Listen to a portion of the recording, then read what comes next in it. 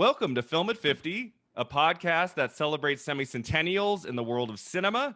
I'm your host, Brian Rowe, and I'm very excited to welcome to the podcast today Sherri Nunn from the Scaredy Cats podcast to celebrate 30 years of The Silence of the Lambs. Silence of the Lambs turning 30 years old on, of all days, Sherri, February 14th. What a weird day for them to release it, eh? Is that wild? I have scoured the internet to find out why that weekend. Isn't that weird? Why did they choose Valentine's Day weekend of all weekends of the year to release this? Any Maybe idea it was for behind those jaded, bitter people that didn't have somebody to spend Valentine's Day with, and they're like, I just want to spend time with serial killers and the FBI. I don't know. I can understand films about Valentine's Day. Like there was that horror film Valentine with Denise Richards that came out. I want to say it wasn't very good. I want to say it came out around Valentine's Day. Like that one made sense. Like when Black Christmas comes out in December, that makes sense. But Scream is a famous example of a movie that came out Christmas week. And then Silence of the Lambs in February. Always kind of curious when a horror film does not drop in September, October. I want to know what the thinking was behind that. I'm not sure, but it is definitely odd timing. I want to know how many couples went to see it opening night, as a date, on Valentine's Day. Because I feel like back in 91, did everyone know what they were getting into with this movie? I mean, there was a novel by Thomas Harris that came out in 88. So there probably was some pre-awareness, but I feel like pre-awareness of movies isn't the same, was not the same back then as it was today. I feel like might have been some couples sitting down for this movie not knowing at all what to expect. And they get something pretty intense, Yeah. Yeah. Oh, I don't know. I can't even imagine walking into that and not knowing what you were getting into and then just being like, well, this was a great choice, honey. When she finds the head in the jar, that's where the date's going. Well, thanks, honey. This is really romantic. So I wanted to start, Sherri, before we get into more of Silence of the Lambs, I wanted to just ask you kind of about your love of horror films. Maybe give me 2 to 5 of your favorite horror films. Kind of what got you into the genre? What do you love about it? So I will say I was late to the horror genre. Most people that I've interviewed on my show, they all started getting into horror when they were 8 or 9 years old. Yeah, me, that right here. Yeah. See, not me. I had terrible night terrors when I was probably 6, 7 years old. And my parents screened everything that I watched so heavily. I couldn't watch anything even remotely scary. And I'm going to date myself here, but I wasn't allowed to watch the Michael Jackson Thriller video when it came out because they were like, this is going to send her into night terrors and we're not going to get any sleep. So I wasn't allowed to watch anything remotely scary. And then I remember being at a slumber party and I don't even remember what the movie was. It was probably something like Slumber Party Massacre or Sleepaway Camp, something like that. Yeah. And my friends were like, we're going to watch this. And I was like, oh, I don't know. And I was in my teens, so I couldn't admit that I wouldn't watch it. Yeah. And that was it. I was hooked on horror movies and they make me feel, oddly enough, safe. And I've done some research into it. Yeah, that's a good point. Yeah. And a lot of people talk about it being exposure therapy, right? So if you're afraid of something, being exposed to it can really help you deal with your anxiety and your fear. And for somebody that has a podcast named Scaredy Cats, I am a big scaredy cat and it seems to help. Yeah. It helps with anxiety and fear and fear of the unknown. So I love it. I love every subgenre of it. There are some that I love less than others, but yeah. Well, I tell people all the time, the cool thing about horror films is I would say 95 or more percent of them are fun to watch, whether they're good or they're bad. Occasionally you get a boring horror film, and that's the worst sin you can make in the genre. But usually, I'll put on some kind of random movie on Shudder that I've never heard of, and it's really cheesy and stupid, but I'm entertained by it. Whereas if you put on a comedy, if it's not funny, there's nothing there. There's nothing to really enjoy. Whereas horror kind of can go both ways. Yeah. Which I like a lot. And you can watch the really bad horror movies, the ones that are just so trashy, but there's still some element of fun in them. So yeah, same. Yeah. So I grew up on horror films, like 8, 9, 10 years old. My dad loves horror movies. And so that's really like the earliest memories I have of watching movies is watching horror films. Like by the age of 10, I had seen a lot of like the R-rated classic horror films. Like he didn't show me Silence of the Lambs. That I didn't see till high school, actually. I saw that much later. But I had seen like Nightmare on Elm Street and Halloween, like the really like classic films of like the 70s and 80s. And so by the time I was like in 6th, 7th grade, I'm like, I've seen all these, I can handle whatever. So it was hard for me as I got older to really be, you know, traumatized by a horror film because I had seen so much early on.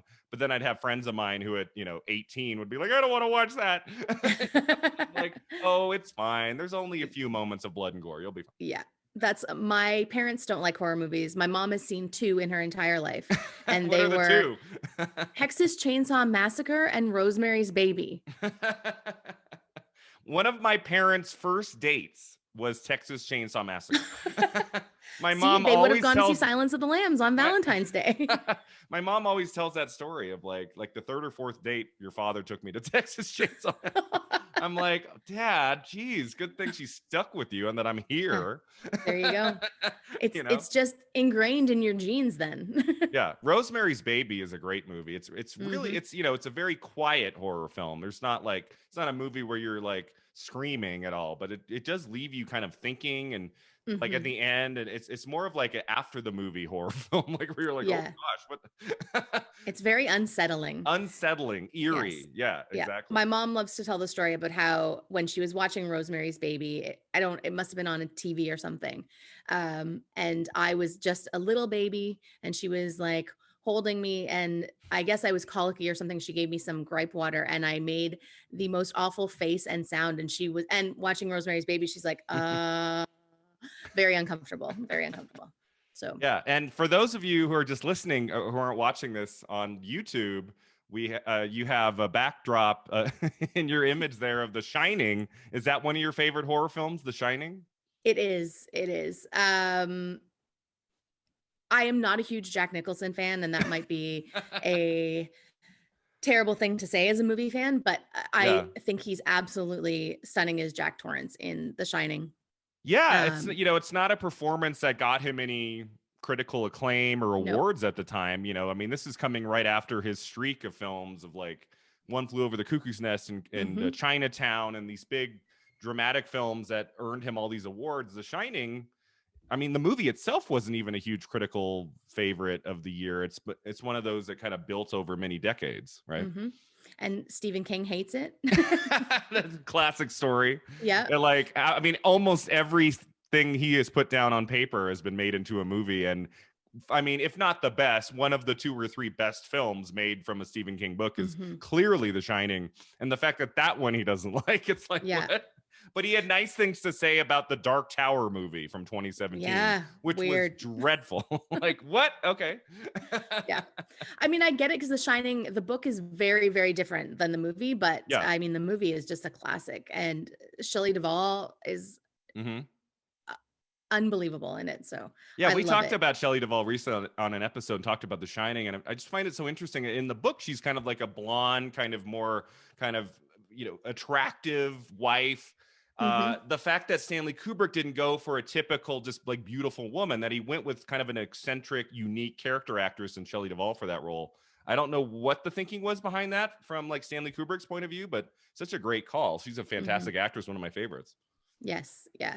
And they're a very believable couple. Well, at first. At the very beginning. Yeah, exactly. But just that scene where he's like, laying into her when she's interrupting him when he's writing, and the way she just kind of looks at him and she doesn't know what to say. And I mean, I feel like that's really relatable. You can kind of like anyone who's had a partner, like you have those moments where you're getting yelled at and you're like, do I combat this or do I just kind of stand there? And she has so many moments in that movie. I do think it's one of her best performances on film, even though there's some controversy behind like how much Stanley Kubrick really toyed with her on the set for months and months and months and months, making her feel like she's out of her mind to get the performance. We talked about that too. It's kind of like, well, how far should a director take it if the performance itself turns out to be great? I don't know. It's kind of fishy. What happened there? but it's still a great film and one of my favorites to watch. I don't watch it every year, but it's typically like around mid-October. I'm like, I should put in my Blu-ray. It's always a great time. What are some other favorite horror films of yours? Any others that come to mind? Oh, so this was really difficult. And I ask every guest that comes on my podcast what their favorite horror film is. And mine changes depending on my mood. So it really, it depends on if I want something that's kind of funny or whether I want something that's more serious or a thinker. But the three that I came up with that are kind of my go-tos, I could watch them all the time. They're, in my opinion, practically perfect movies, are The Exorcist, Halloween, the 1978 original. We have to say the 1978. Yes. There's 3 movies now called Halloween. And Scream. Okay. So those are my 3. I could watch them over and over and over again, movies, and I just love them so much. So. Yeah, my 2. If I had to pick 2 favorite horror films, I'd probably go with John Carpenter's Halloween and Scream.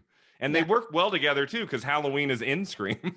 You know, and they talk about Michael Myers and John Carpenter and Wes Carpenter as The Exorcist I came to later. I didn't see that film until high school. When the version you never saw, or what was it called? Like the like where it had new scenes, like with her going down the stairs as a yes. I feel like if I had watched that at 9, 10, 11, I might have, maybe that would be more of a favorite of mine, but I didn't see it till like 15, 16. So yeah, it's a great film. It came out in 73. Do you know when that movie opened in theaters? What time of year that came out? I don't. December 26th. So everyone celebrated Halloween, or everyone celebrated Christmas, and the next day they were at the theater watching The Exorcist. I did know that actually, because I just saw it on December 26th. Somebody posted something about it. Oh yeah, like it's the anniversary. So yeah, I'm on Film at 50. That my regular episodes are all about 50-year-old movies. I will be getting to The Exorcist in 2 years, so that's really exciting. And to really dig into that film, which I mean, can't believe that's been out. That was almost 50 years ago that came out. It's funny that you talk about coming to it later in life, because that was the movie I resisted watching. Once I got into horror movies, I was like, I can't do it. I can't watch this. And I think I was 20 when I finally did it. And just, I don't know. It's just so impactful to me. And I think because of the acting, Ellen Burstyn is I love Ellen Burstyn. Phenomenal. Great, yeah. Oh my gosh, Linda Blair at 12 years old. I mean, talk about a great performance. I mean, I don't know how you capture that with a 12-year-old actor. It's crazy. And speaking of like the things that the director would do to like try and get that performance out of her, I mean, she was physically hurt during the filming of the movie. And so things are really a lot different. I believe she doesn't really like to talk about, or maybe just some aspects of the production, like still almost 50 years on, kind of haunts her. And that's another case, almost kind of like a Shelley Duvall in The Shining, where I think Linda Blair went through some trauma while making that movie, Absolutely. But I don't think anyone went through much trauma making Silence of the Lambs, which our bridge to Silence of the Lambs here, which came out Valentine's Day 1991. Early 90s, not a great time for horror films, right? Like for me, like before Scream, and like I would say like 1990 to 1995, there's really very few films of the horror genre that I love. And the two that are always my go-tos are Silence of the Lambs and Misery, also based on the Stephen King book with Kathy Bates. Those two came out right at the beginning, end of 90 and early 91. Silence of the Lambs is, of course, really famous for being one of the only 3 films to win the top 5 Academy Awards, right? So it won Best Picture, Best Director, Actor, Actress, and Screenplay. Only 3 movies in the almost 100-year history of the Academy Awards has done that. And it happens for a horror film, the only horror film that has won Best Picture. Isn't that nuts? That is. Yeah. What were the other 2? The other 2 were It Happened One Night in 1934. And the other one was One Flew Over the Cuckoo's Nest in 1975 with your favorite, Jack Nicholson. And then it happens to Silence of the Lambs, which came out in February. And then the following year, more than a year later, wins all of these awards. Usually every year with the Oscars, right? It's always the movies that come out between October and December. That's when, all the voters, it's fresh in their minds. So I don't know what happened with, I think it was, I think VHS video was kind of early on there. Not early on, but it was, really a way that people were watching movies come 91. I think it was probably one of those cases where the second half of 91, everybody was watching it at home and really drumming up interest in it, maybe even more so than it did in the theater. But I don't know. It's always like an interesting year for the Oscars that they would go for this really dark, gruesome thriller horror film, like over a more Academy friendly kind of movie. Really cool. It had the prestige of Jodie Hopkins and Anthony Foster. Jodie Hopkins. Jodie Hopkins, one of my favorites. Yes. Yeah. So Jodie Foster and Anthony Hopkins. She just won Best Actress 3 years before for The Accused. So she was already at the Academy's good graces, and Anthony Hopkins had not won before. I believe he'd been nominated before, but he was, I looked him up just this morning. Like, he was acting in films as early as the 60s, and he was acting in the 70s and 80s. He's in some great films like The Elephant Man by David Lynch, which is, I don't know if you knew this, but the director Jonathan Demme, the reason he thought of Anthony Hopkins to play Hannibal Lecter was his performance in The Elephant Man. I did not know that. Yeah, which came out about 10 years before, in 1980. And he doesn't play a character like Hannibal Lecter in Elephant Man. He plays a very good man doing the right thing. But Anthony Hopkins, there's a little bit of a creepy vibe with that guy. And, no matter what role he plays, I'm excited to see his new movie, The Father, which I guess is coming out at the end of February. He's supposed to be great in it. I just looked at a review that said by far his best performance on film since The Silence of the Lambs. He plays, he has dementia, and his daughter, played by Olivia Colman, is taking care of him, and it's supposed to be really gripping. I'm excited to see it. And then Jodie Foster has a new movie coming out at the end of February too, called The Morator. It's got a weird title, Mauritanian or Torian. And I looked her up. She has only acted in 4 films in the last decade. She's really turned to directing as of late and hasn't acted very much. So it's like every 3 to 5 years she pops up in a movie, and it's always welcome to have her because I've always really enjoyed her as an actress. Same. Yeah. So what was your first time seeing Silence of the Lambs? Do you remember? I do, actually. I had a friend over. I would have been probably 15, I guess, at the time. Okay. And I had a friend over. We were going to watch some movies. So we had probably gone to Blockbuster or our local video store and rented it. Remember those days? I know. I miss those days. I miss the communal part of it, where you go into a store with your family, your friends, you talk about films as you went through the aisles, and that is just gone. The younger generations will never know what that was like. Now you're just at home, just going like this, which is nice in some respects. It's easy, but it's also, you miss out a little bit on that communal aspect of talking about movies at the store. Yeah, and it was always part of the event, right? Like, you would go to the movie store, and you'd look through all the different cases and see what you wanted to see, and pick your snacks. It was always a big thing. Yeah, you had to commit to the movie. You would actually physically drive there, pick up the movie, drive home. It's due back the next day or a couple days. So you had to watch it. When you turn on Netflix now, you can 20 minutes in be like, it's okay, and then move on to the next. But when you rented a movie, it was a whole different experience. Yeah. So 15, you were 15. Yeah. Had a friend over, and we watched it. How'd that go at 15? When you're terrified. when you're scared, you're scared of horror. Terrified. And then we decided after the movie that she was going to sleep over, but she had to go home and get her stuff in order to sleep over. Okay. And she only lived around the corner, across a park, and then across the street. So it was literally a 2-minute walk to her house. And she was like, well, you're going to walk with me, right? And I was like, no, I'm not going outside. Nope.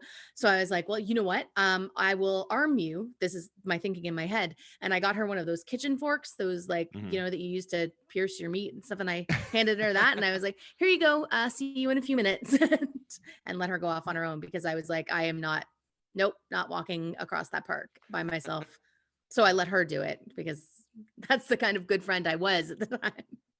That's fantastic. Yeah. It's funny. I can't remember the very first time I watched it, but my first memory of watching the movie is about a week or 2 weeks before Hannibal came out, at the very beginning of 2001. I gathered like 6 or 7 of my good friends from high school, and we got together like on a Friday night. And I know none of them had seen it. And I showed Silence of the Lambs. And we would get together sometimes and watch like a horror film here and there because we all really loved horror films. And this was the one where there was no chat, there was no chit chat. There was no getting up and leaving and come. Like everyone was glued to the screen. And I've shown this film to a group of students once about 5 years ago. And I mean, it lasts, this movie, because whether it's you're watching it 91 or 2021, like you are just hooked from the very first scene. This is such a fantastic movie.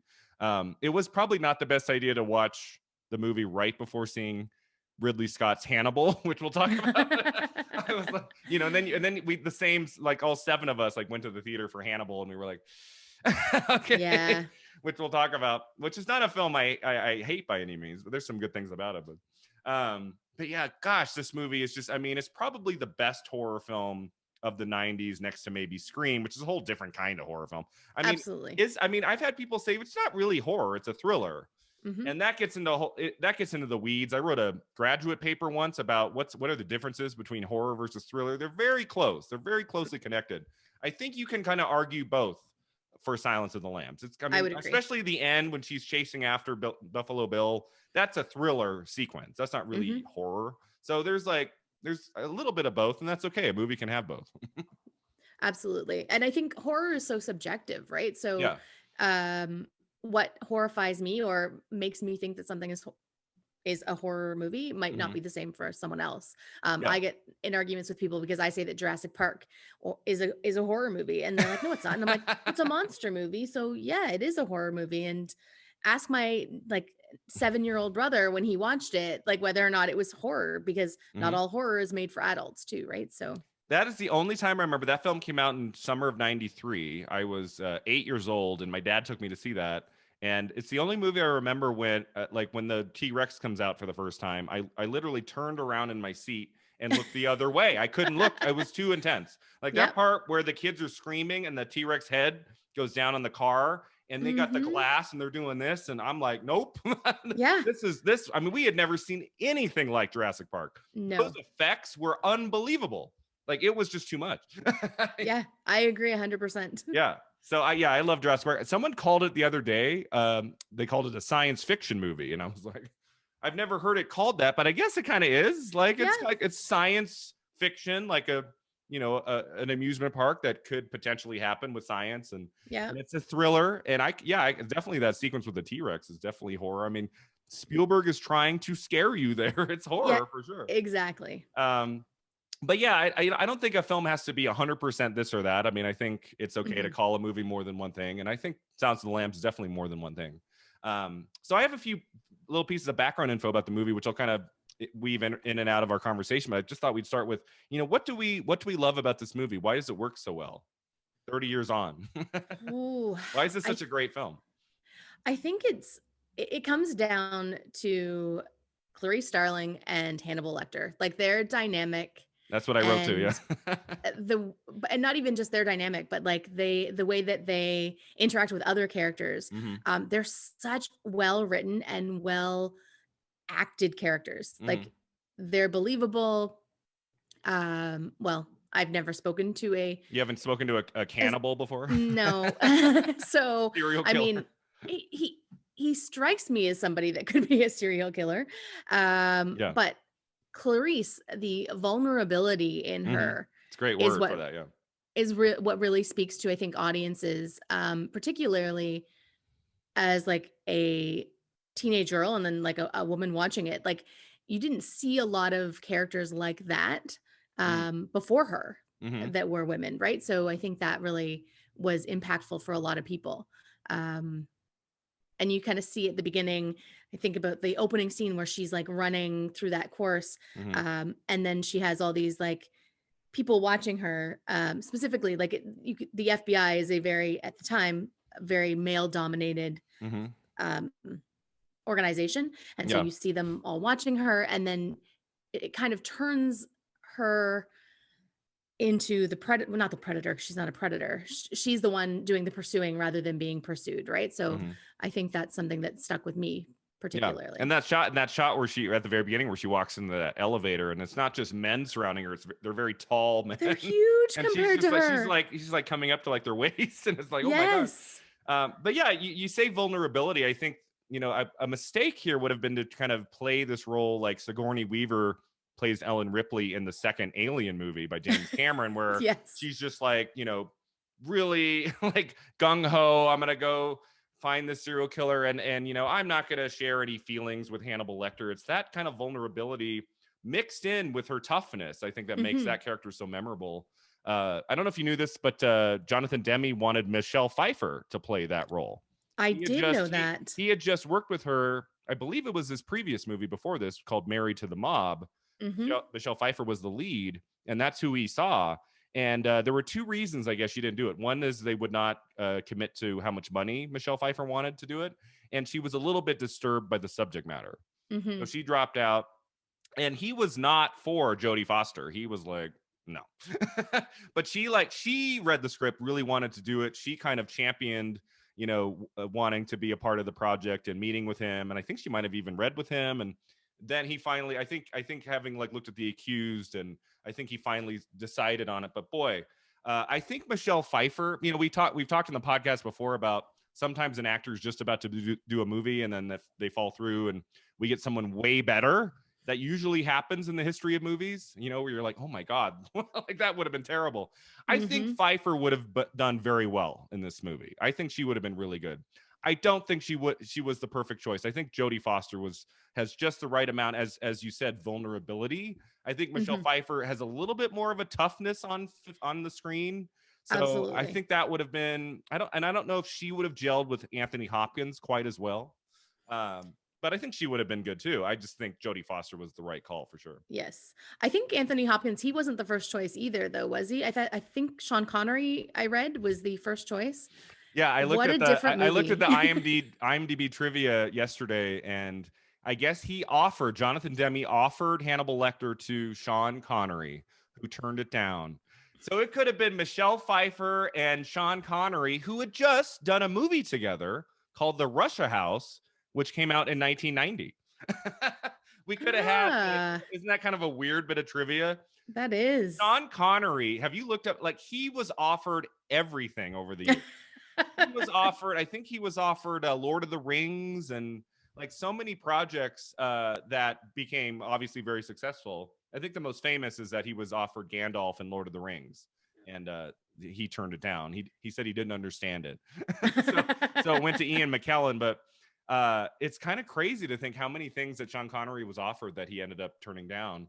But this was the case where, boy, Michelle Pfeiffer, I can see. I cannot see Sean Connery.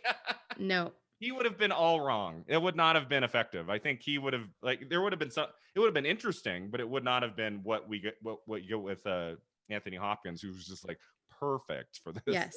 Yeah. I was going to try and do my Sean Connery impression saying like, exactly. But I can't even picture it. Like, I can picture a young Michelle Pfeiffer in this. I think she would have been good, but I can't picture Connery. No, not at all. Yeah. So Anthony Hopkins, he shared, I just watched a few minutes ago, the Actors on Actors video on YouTube. Jodie Foster and Anthony Hopkins just recorded a conversation together, distant, of course, like over Zoom or Skype or whatever, talking about their new films coming out. And then they also talked about the 30th anniversary of Silence of the Lambs. And Anthony Hopkins talked a lot about kind of his preparation for the role and how he came to be in the role. When he was first offered it and he heard the title, do you know what he said? He asked his agent, he said, "Oh, is it a children's film?" And the agent said, "No." And then Hopkins, I guess he got the script and he read the first 8 pages, put the script down. He called his agent back and said, "Is this a real offer? Because this is in 8 pages. I can already tell this is the best part I've ever read. I don't want to keep reading if this is not real." And the agent's like, no, it's an offer to you. And he met with the director and he read the rest of the script, and they talked a lot about preparation and how he kind of looked at Hannibal Lecter as like kind of an animal like figure, like the way he's standing when she comes into the, that hallway for the first time. Oh, And he's that standing absolutely there, like rigid like an animal. posture. Yeah, Jim Carrey talked about that on Inside the Actor Studio, I want to say 10 years ago. He talked about how he looked at Ace Ventura as like a bird, like the way he talks, and he kind of does that peck thing with his voice. Like that was a bird-like thing he does in Ace Ventura. And he had dinner with Anthony Hopkins once. And Anthony Hopkins was like, oh yeah, that's kind of how I looked at Hannibal Lecter. Like I kind of looked at him as like an animal, like a predator, kind of sitting at his perch. But yeah, he does not talk like a regular human being talks in this movie. So you want to know, these are the three voices. So first off, he kind of thought of doing it as HAL 9000 from 2001: A Space Odyssey. That kind of like, David. I'm sorry, David. Like kind of like monotone. But he also tried to weave in a little bit of Katharine Hepburn and Truman Capote. Oh, I love that. Which I'm like, that's a little bit, that maybe it's like 5% Katharine Hepburn. Yeah. I think it's more HAL 9000 than anything. The way he talks, I love, speaking of what I love about this movie when it comes to like Hannibal Lecter, I love that he's not the focus of the movie. It's kind of like the Joker in The Dark Knight. I love that the whole movie could have been about him and it would have been too much. It's that he's kind of like this side character who goes out of the movie for long chunks of time, but he's always kind of lingering with us. Yeah. Words and what he says to Clarice, and we're always kind of like thinking, what's he up to? Like it actually makes his performance more powerful. The fact that he's only in 24 minutes of the 2-hour movie, which is crazy. That is crazy. Yeah. I heard also that they had the sound editor add a metallic tinge to his voice to like amplify that kind of robotic HAL tone. So yeah, very cool. The director made some great choices with like the framing. First off, I love that I believe he never blinks, right? Hannibal Lecter never blinks. His eyes are always open. That was, I think, a decision on set. But then the way that when he's talking to Clarice is looking just directly off camera, but he's always, almost always, not every shot, but he's almost always looking right at us, at the camera. And he's got that like smile, his head's kind of dipped. And there's just something really unusual about that choice. When we see two people talking in a movie, they're usually looking not at us. So that's something that was kind of that was a choice by Demi. Like, okay, do I have Anthony Hopkins look directly at the camera? That could be kind of weird, but it works for this character, Yeah, it really intensifies his scenes, right? And it makes it a more intimate experience because his conversations with Clarice are very intimate. And I think that doing that really helps with that, the interaction and the dynamic between the two of them. And he's such a complex, quote unquote villain, right? Because we really kind of like him. We're not like, I'm not necessarily rooting for him, but we're not hating him like some villains we see in horror films where we want you to die. We don't want him to die.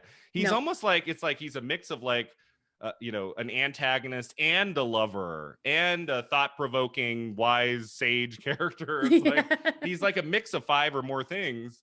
And I forgot he only has 4 scenes in the movie with Clarice. But when you think of this movie decades on, you kind of think of as that being a big chunk of the movie. Watching it again last night, I was like, oh right, they're only in 4 scenes together. What power that has over all these years, like that we really think of them together. Because as I wrote down too, like their dynamic is what makes this movie really special. Like the Buffalo Bill stuff, her going down and shooting him, like that's a little bit more pedestrian that we've seen in other things. The movie remains such a powerful classic horror film because of the dynamic between Clarice and Hannibal, and just like the perfect match of actors with Jodie Foster and Anthony Hopkins. Absolutely. Yeah. So let's just talk about like the first few scenes. You mentioned, her running and going into that elevator. I forgot how fast we get to their first scene together. I mean, I feel like in other movies and other screenplays, that would be like 15-20 minutes in. I think it's like 4 to 5 minutes. It's fast. She is talking. I mean, and that's every time I watch it, I'm like, wow, that's such a great choice to really just get to it. Let's not beat around the bush here. Yeah. So I think that's a great way to start. Yeah, you get it a lot. Like you get him sooner than you get really any inkling of what or who Buffalo Bill is, right? So you just see kind of the clippings, and she asks, "Does this have to do with the Buffalo Bill case?" And then they don't really elaborate on that. So it's not until she's talking to him later on that you learn more about Buffalo Bill and what that case is all about. So yeah, I feel like another director would have opened with like a prologue of Buffalo Bill. Like here's the real villain of the movie. Let's have him kidnapping a woman or killing a woman or something. Like that would be the first 5 minutes to kind of like really show the audience this is a horror film. This is terrifying. Yeah, but no, it kind of starts almost like a drama, just like a mystery drama. Like you don't really know how disturbing it's going to get. Yeah, yeah. Even like that scene where Buffalo Bill channels his inner Ted Bundy and has gets Catherine into the van. Like that's the scene that could have started the movie, right? That could have been the prologue, and then gone into the rest. But that's like kind of right in the middle of it instead. Yeah, it could have started with her like driving and singing. Is she like singing to the radio? Whatever. That could have started the movie, and him like shoving her into the van. And then we like dissolve into the trees, and then there's Clarice running. I almost feel like a lot of other directors would have started it that way, which would make sense. I mean, if I were, writing this as a story or making it as a film, that would kind of make more sense to me. But somehow it works better just getting to our protagonist and getting to Hannibal down in the dungeon. And they're seeing, I mean, and it's the classic line about fava beans and Chianti. That's in their first scene. That's not till later. I was like, wait, is that the second time they talk or the first? Nope, it's the first. And I guess that thing he does with his lips and everything, that was done improvisational. That was not in the script. And everybody, including Demi, loved it and they kept it in. Like, I don't think that scene would have the power it does without that after he says that. No, it wouldn't. It wouldn't have that like revulsion. And just the horrified look on Jodie Foster's face. Her eyes go like this. It's so great.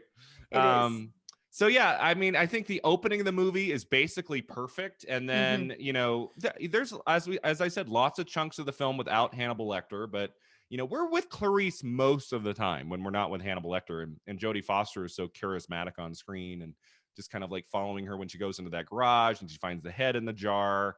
And that disturbing scene where they're like inspecting the body and they find the moth in the throat. And they have like what is that stuff they put on their nose so that they can is it Vaseline they put underneath?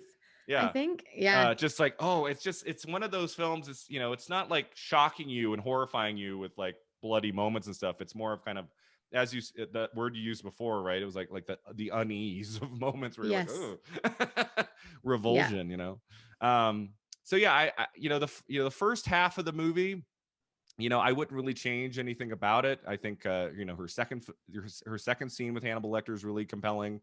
She starts to open up more about her life. And that's, I think, what makes those 4 scenes so memorable is that, it's so, as you say, so intimate. Like we really learn about her. I forgot that we actually get like a glimpse of her as a child. Right. And then, talking about her past, I think the movie wouldn't work as well if we didn't really get to know much about Clarice's backstory. That's a really important part of the film too. I think that the revelation about her father being a police officer, and this is why she's striving to be who she wants to be, I think is very important to her character development, and you feeling like this is why she's so driven, because she's just an FBI trainee. Like she's not an agent yet. She's a trainee, and yet she is so committed to this and getting this done and figuring out what happened that sometimes I'm like, but you're just a trainee. It's like, you don't need to put yourself in these situations yet. It'll come. Yeah, I sometimes forget that too. I'm like he's like, he sent one of his students to come talk to me. How dare he? Yeah. What's that? I forgot that the character's name, but Scott Glenn plays like her boss, or the guy who Jack Crawford. Jack Crawford, who she works for.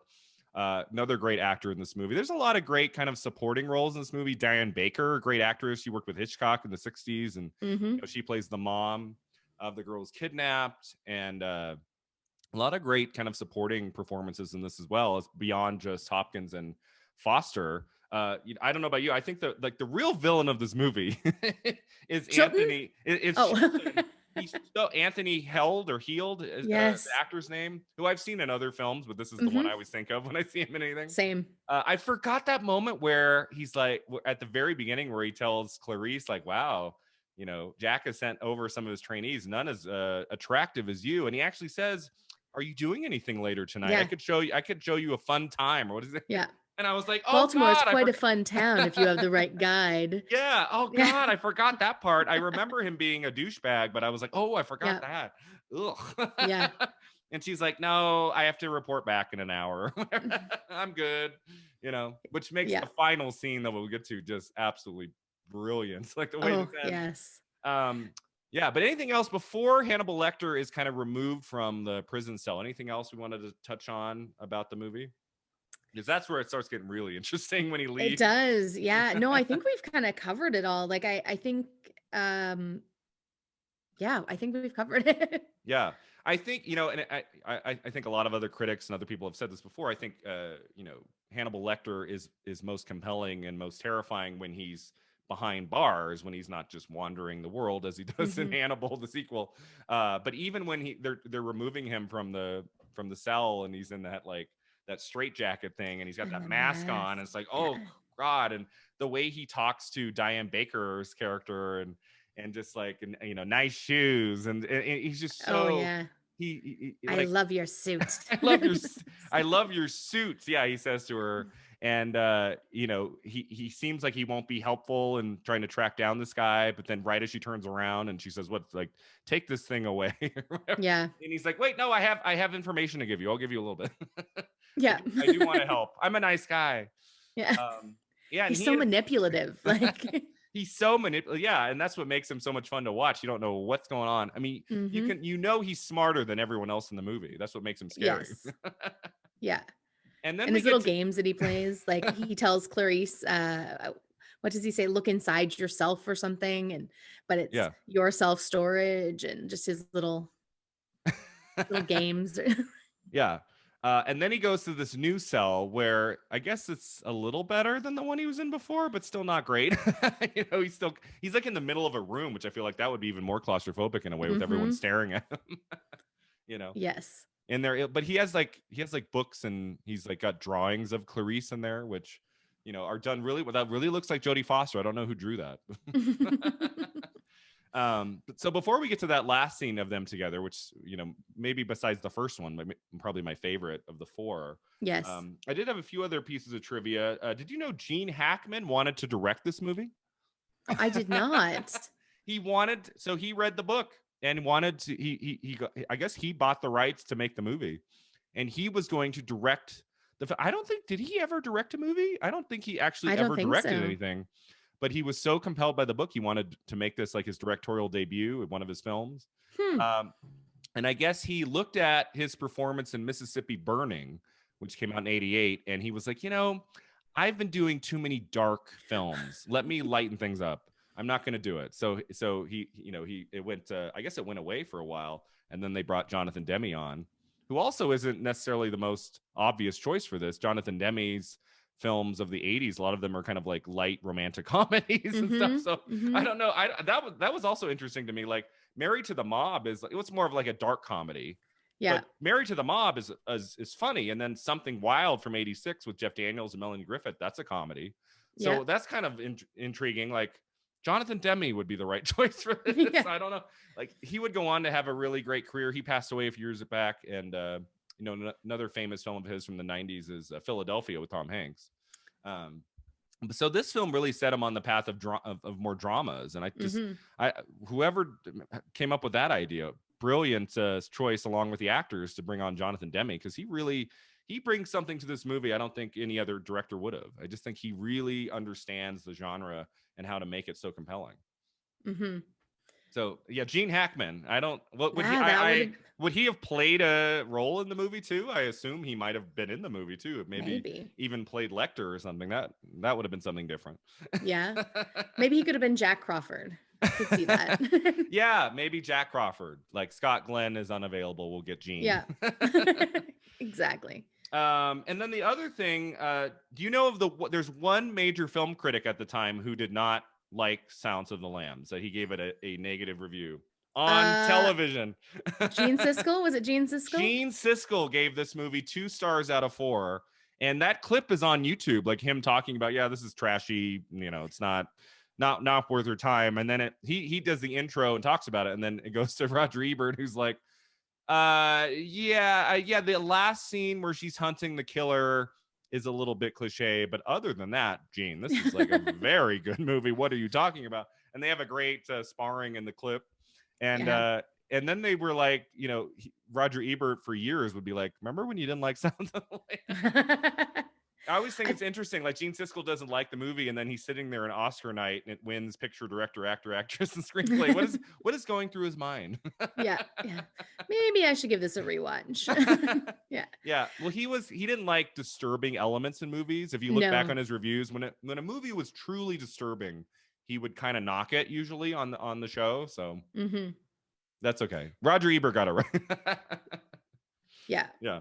He often didn't like a lot of horror and thrillers either, though. Like, he was often, he would pan them. Yeah. So. Gene Siskel gave Scream a thumbs down, and Roger Ebert gave it a thumbs up. That's another case. Gene Siskel, you know, thought of Scream as just another, you know, teen slasher movie, no different from anything else. And Ebert's like, no, this is different. This is a horror film that's never been done before, where they actually are aware of horror films. This is brand new. And Siskel's like, there's still blood and guts, Roger. Yeah. Well, yeah, it's a horror film. There's gonna be blood and guts. You know? What are they gonna do? Just talk about movies for the whole time? That wouldn't work. So.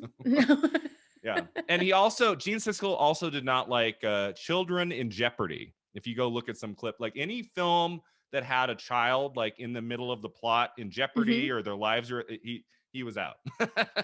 I don't know. He was a father of 3. It had something to do with that. But yeah, he did not like kids in jeopardy. And then there'd be movies where like the whole plot of the movie was about a kid in jeopardy. And so 5 minutes in, he's like, he throws his notebook. Nope. 1 star. Yeah. But yeah, he definitely, you know, both Ebert and Siskel, they messed up here and there. I think Siskel definitely missed the ball on Sounds of the Lamb. Yes. So let's talk about that last scene between Clarice and Hannibal Lecter when, you know, he's in that new space.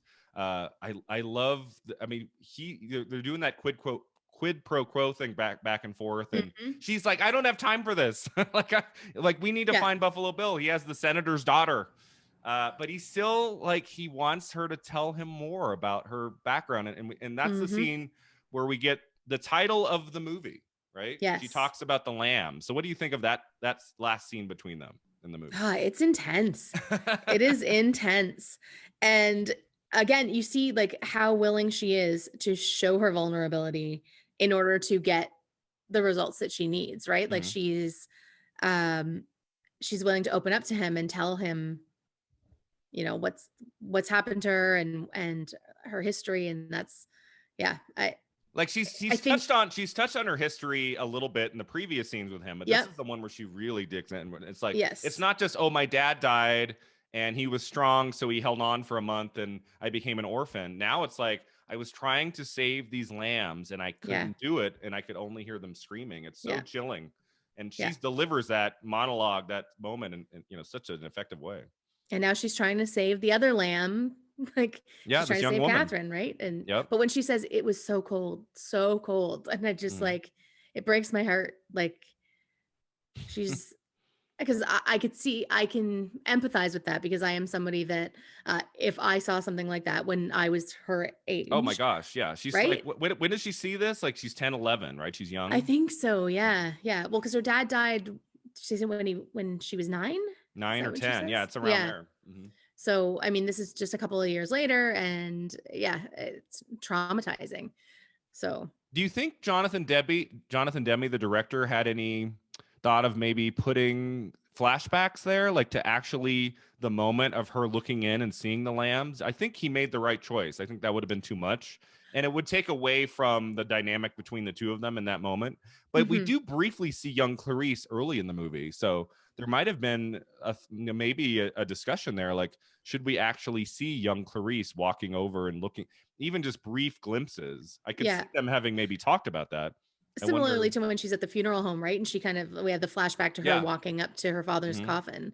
I think, I think it was definitely the right decision to not do that. I'm sure there were discussions to do it. But I think that, like you said, it would take away from the dynamic. It would take away from that emotional impact, because even though you would see it, I feel like a lot of the emotion, the resonance comes from her reliving it and talking about it again. So why do you think, and I always struggle with this one a little bit, like, why is the film called The Silence of the Lambs? Have you ever thought about that? I was thinking the same thing. It's not the most obvious title, because I mean, they do talk about that moment where she wants the lambs to be silent, right? They're screaming. It's like, it's a sound she's never been able to forget. And he talks about, I think he says to her in the last scene, right? He says, have the lambs stop screaming? So, I mean, this idea of like the silencing of the lambs is kind of the silencing of like getting her back to a place where she can finally like exist without that horrific noise, and saving Catherine will help with that, because Catherine's kind of a lamb to her at this point. Yeah. So, but it's not the most obvious title, right? No, it's definitely unclear. One that takes some thinking. But it's definitely one that I feel like that's more intriguing than just if the movie had been called Clarice and Hannibal. Yeah, exactly. like I think I love the title, but I'm like, wow, I've watched this movie so many times, and it wasn't until last night I was really like, what does the title really mean? Yeah. So that's kind of interesting too. It's kind of intriguing. Yeah, I think you're right. It's about her kind of silencing the voices and the trauma in her head to get to a point where she is safe and she is she's recovered from her emotional trauma, I think. Yeah. I think that's the best way to look at it. I don't know if there's and I like how she needs a cannibal to help her through that process. Yes. So that takes us to the scene where and the other thing I wanted to mention, which I always love and I forget every time I watch it, like when she runs back over to him and Jonathan Demme cuts to an insert shot of Hannibal Lecter's finger just barely stroking Clarice's for like less than a second. It's just like, it's the only time they touch, and it's so like chilling and effective. It's like, oh, they just had this little moment. But the fact that Demme like took the time to include that, like I do think that also has some power too. Absolutely. Absolutely. But then he escapes, and what I mean is maybe not be the best scene or sequence overall, but it's definitely the most compelling sequence in the movie, especially from like a physical standpoint, is his escape from that cell, starting with the two security guards coming in to deliver his food, all the way until he's taking that face off in the ambulance. Like that sequence, I still remember to this day, 5 years on, my students just just oh my god, it's such a great fake out, right? It's a fantastic fake out. Yes. And I was curious your thoughts on that sequence of the movie. The music is so great. It's one of my favorite scenes. Actually, I wrote down my favorite scenes in the movie, and that was number 2 was that scene. Yeah. Because it is so well done, and the way it keeps kind of going back and forth between the like the upstairs and then the police in the lobby and the elevator, and when you see the blood start dripping in the elevator and you're like, oh no. Yeah.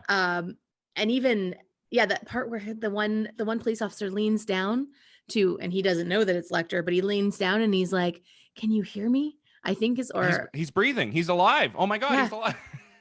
And when you're watching the movie for the first time, I mean, I guess some people might have thought, oh, that could be him. That could be Lecter.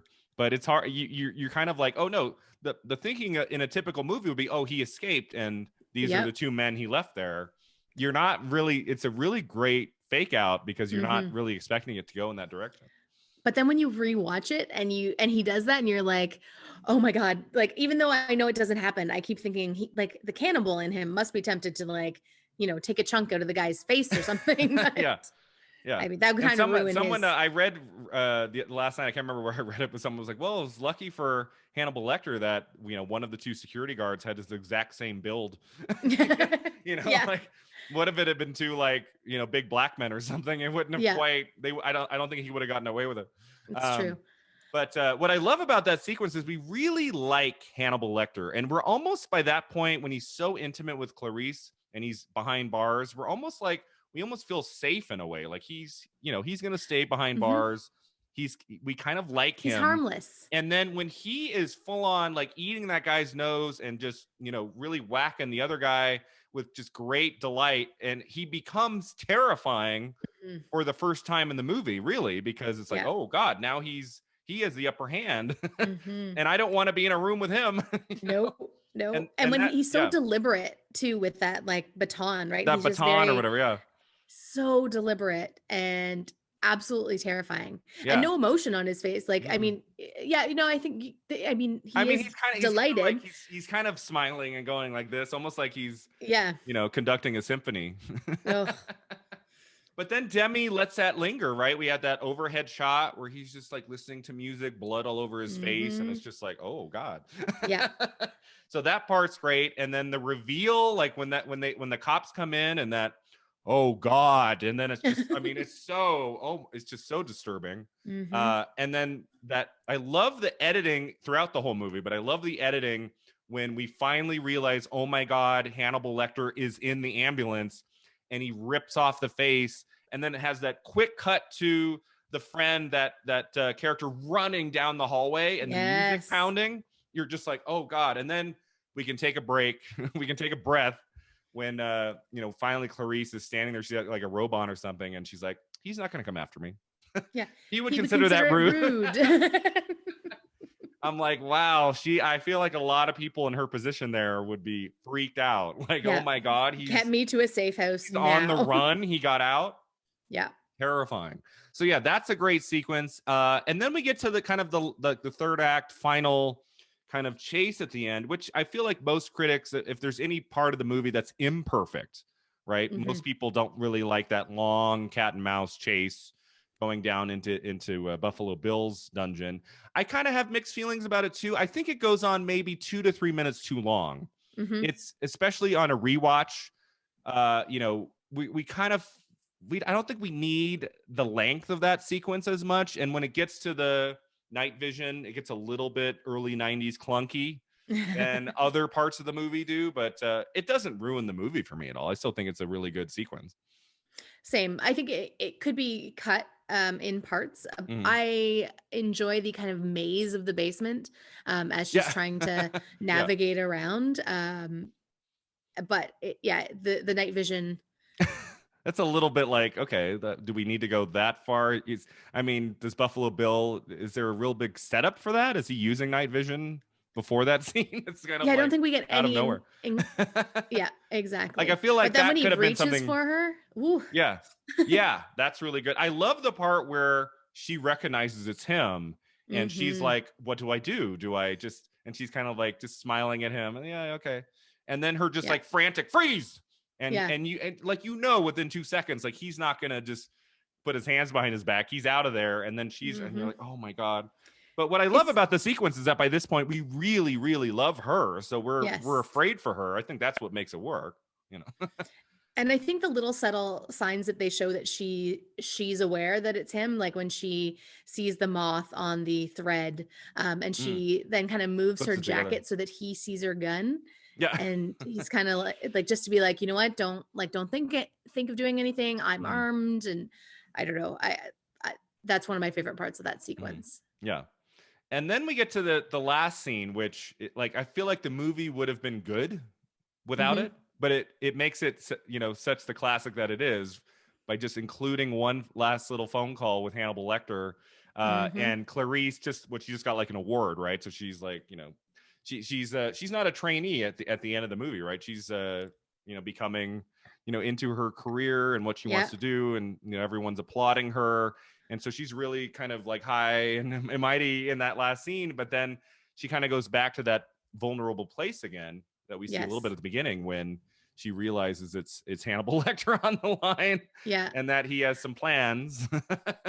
I do wonder how he knows where to get a hold of her, though. Oh, that's true. He just he was able to track down the phone number that she would be right at that place at that moment. Yes. Well, I can't remember. Does someone comes to her and says, "There's a phone call for you," right? It's not like she does not. she's not walking down the hallway like hearing the phone ring, right? Yeah, Someone they're in comes the to little her. reception afterwards. Yeah. Yeah. So yeah, I mean, it's like at the headquarters or something, right? I mean, he probably had access to that number. Yeah, that's true. But yeah, just seeing Chilton come off that small plane, and he says, "I'm meeting an old friend for dinner."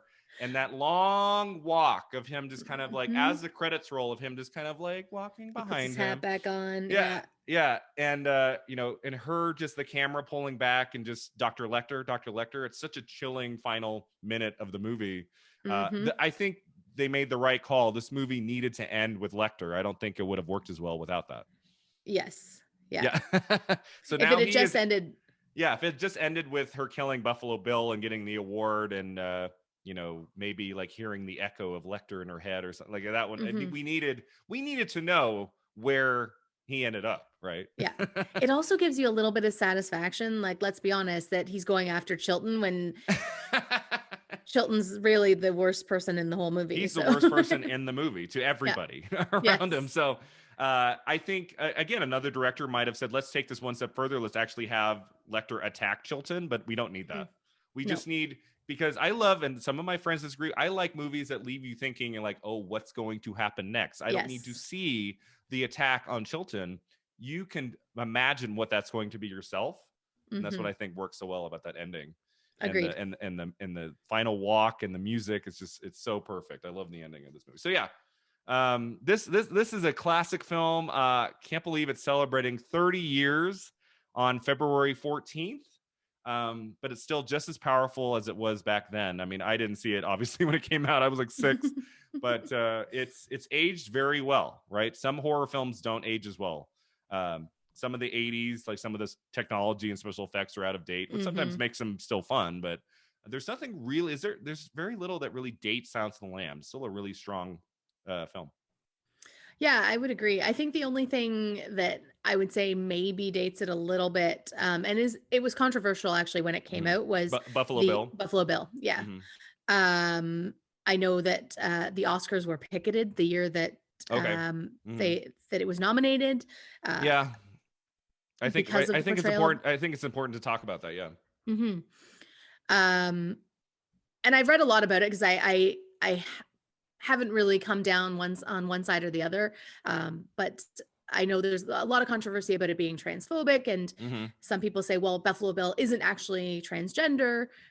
He's a cis man who thinks that he's transgender, but then other people say, well, if he thinks that he's transgender, then he is transgender. And they make a very good point about Jodie Foster's Clarice says, transsexuals aren't violent. They tend to be passive. But I think that might be the only thing that I would say could potentially do. Yeah, but like I said, there was more tendency back in the 70s, 80s, and 90s to have in horror films, like the killer, the villain would be a gay character or a transgender character. Exactly. Whereas today you don't see that. There's going to be a discussion about something like that now that you wouldn't have necessarily 30 years ago. Right. But we've come a long way in that regard. Yeah. Absolutely. Yeah. All right. So I wanted to end today, Sherri, with talking about the Hannibal Lecter franchise. This is not, of course, the only project that's been made about Hannibal Lecter. Anthony Hopkins has appeared in 3 of them. I wanted to start with, have you seen 1986's Manhunter, directed by Michael Mann? Where Brian Cox plays Hannibal Lecter for one scene. I've only seen the movie once. I want to say it was at least 10 years ago. It's also a really strong thriller. Came out 5 years before Silence of the Lambs.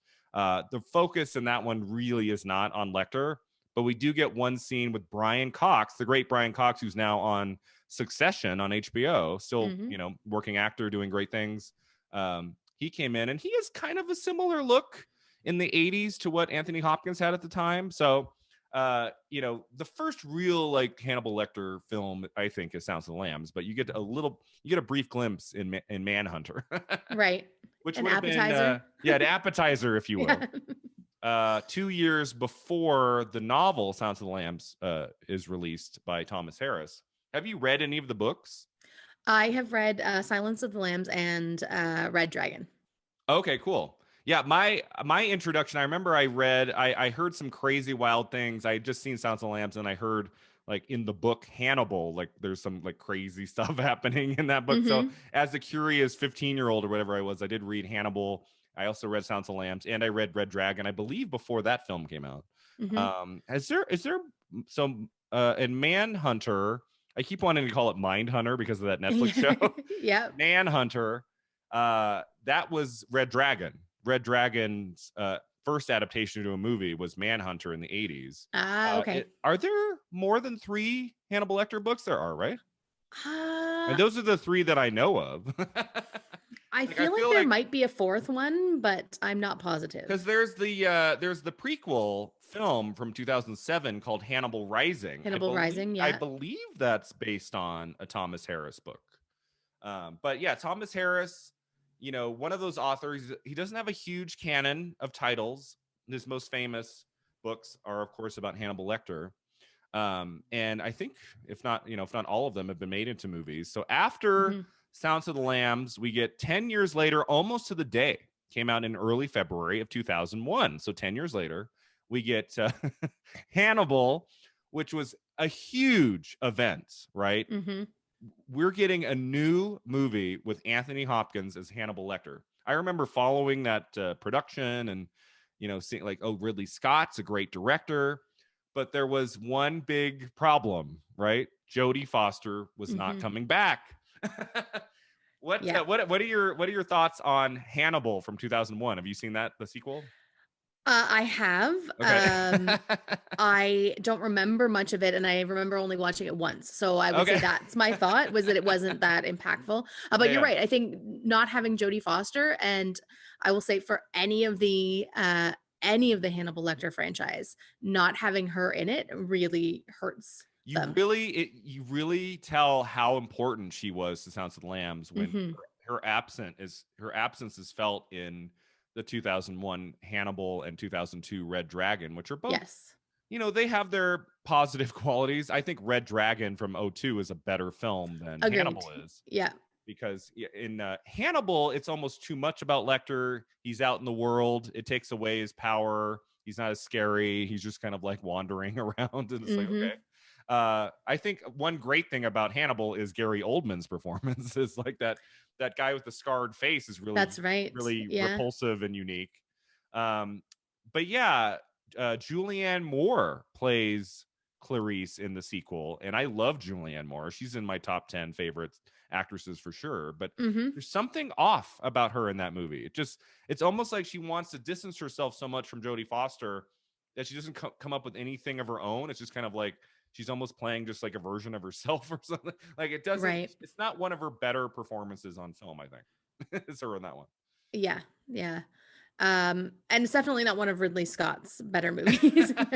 Yeah, this came out at the same time. Gladiator was the year before. Later in 2001, he'd give us Black Hawk Down, which I believe both of those films got him a Best Director nomination. So he was really, he was doing some great work around this time. But yeah, Hannibal, it was almost overly gruesome at times, to the point of like comic, you know, not relief, but like, you know, that last scene at the end with Ray Liotta with his head, like the top of his head is shaved off. Oh yeah. And Hannibal, you remember that scene where I do. Julianne Moore is gagging at the dinner table. She's in like a nice dress, and Ray Liotta's kind of out of it, you know, like sedated, and he's sitting there kind of smiling at her, and you can see his brain, and and Anthony Hopkins, like, he like takes some of his brain and like puts it in the pan. He's like making dinner. That's like, you know, that's too much. That's like, okay, no.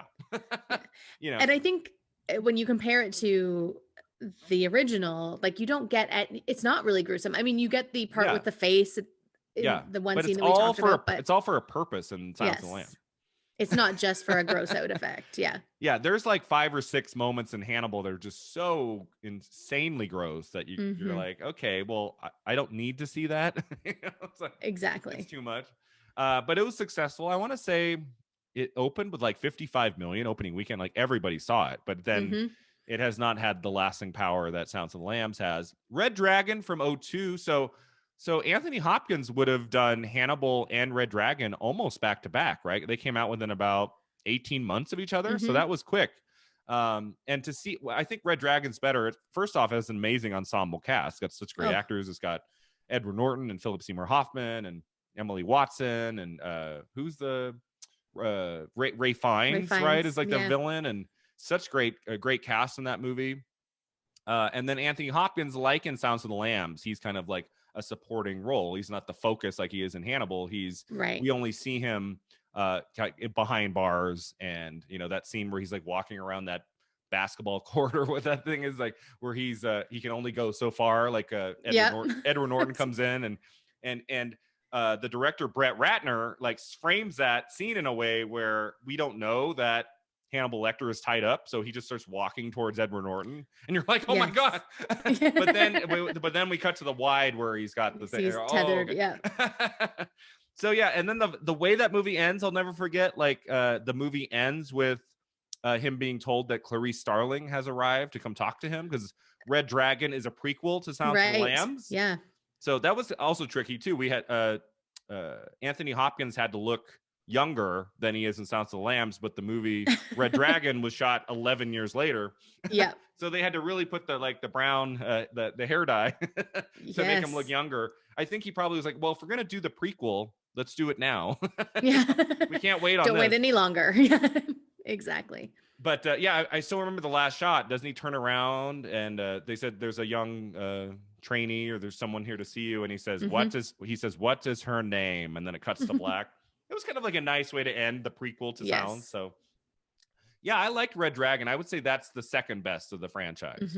I have not Ray Fiennes was unbelievable. Oh yeah, Ray Fiennes. So good in that. Ray Fiennes was really creepy in that. And yeah, it's just a really solid movie. I feel like people don't really talk about the 2002 Red Dragon very much. And a lot of film people are like, no, not Red Dragon. Go for Manhunter from the 80s. But I if there's one of these films I'd like to look at again, it's Manhunter. I think I'm going to take a look at that one again soon. Maybe even for the Silence of the Lambs anniversary coming up here. But yeah, I think Red Dragon is probably my favorite, my second favorite behind Silence. I have not seen 2007's Hannibal Rising. Have you seen that film? I have not. No. I was like looking on, IMDb has the connections page where it shows like followed by or whatever. And I was like, oh yeah, there was like an 2007 prequel that came and went. I didn't hear any good things about it, so I didn't bother. I only heard bad things about it. So. If even one person had said, oh, it's actually worth a look, there's some interesting things in it, I might have taken a look. But it's not Hopkins, it's another actor. And then the last kind of Hannibal Lecter project we've gotten is Hannibal. Did you see that series at all? I caught up with it on Hulu like 2 years ago. Really, really fantastic. Mads Mikkelsen. Yes. Hannibal Lecter. What did we think of the Hannibal series? I loved it. Okay, yeah, it's really good. I think it's so good. It very different from obviously the movie, but the relationship between Lecter and I can't think of his name. Basically, the FBI agent that he partners with. The one played by Hugh Dancy. Hugh Dancy, yeah. The fact that it kind of replicates the intimacy and the give and take of the relationship between Starling and Lecter in the movie. So I think that that's why it didn't suffer from not having Jodie Foster in it, in my opinion. Yeah, and Gillian Anderson plays a significant role in the series. That's too, right. And, yeah, I believe it was only 3 seasons, right? There was talk of it going on, and it was canceled. It didn't air on. It was like a network TV show, right? Wasn't it like NBC or something? So something like they could only push the boundaries so far.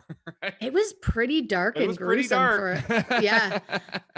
The bodies as artwork, and it was intense, but really I remember it had big surprises here and there, shocking moments, and Mikkelsen, such a charismatic actor, who was also, I believe, the Bond villain in Casino Royale from 2006, right? Yeah, he's a great actor, and he was fantastic in that. He's so menacing, but in a very elegant and like quiet way. Yeah, there were moments in that, just like in Silence of the Lambs, and like where you're like, oh, like repulsive moments of like, oh my god, I can't believe this is happening. Yeah, it was really great show. There is another show about to drop. I know, I'm so excited. Clarice on CBS. Am I right? Yes. CBS. Yep. Is that dropping like in February, like this month? I think so. It's coming yeah. soon. So I'll be curious to see. I only saw a brief teaser of it on TV the other day, so I don't know anything about it. Is it if it's a prequel to Silence, or I'm assuming it's a prequel show? I believe so. I believe from my understanding, yeah, it is. And like just kind of a same thing. I've only kind of seen the trailer and tried to pick as many hints out of it as possible, but it seems like it's a sequel. But yeah, good timing on the 30th anniversary of Sounds of the Lambs. We have another project affiliated with that story dropping, and this time it's about Clarice Starling, which I'm excited about. I'm definitely gonna check that out. Yeah. All right. Well, that takes us to the end here, Sherri. Thank you so much for being on my podcast today to talk about Sounds of the Lambs on its 30th anniversary. You can talk about your podcast, Scaredy Cats, and tell our listeners where they can find you online. That'd be fantastic. Sure. So Scaredy Cats is a bi-weekly podcast that I do. And I have different guest hosts on every episode. We just talk about a horror movie and we dissect it pretty thoroughly, I would say. Lots of trivia.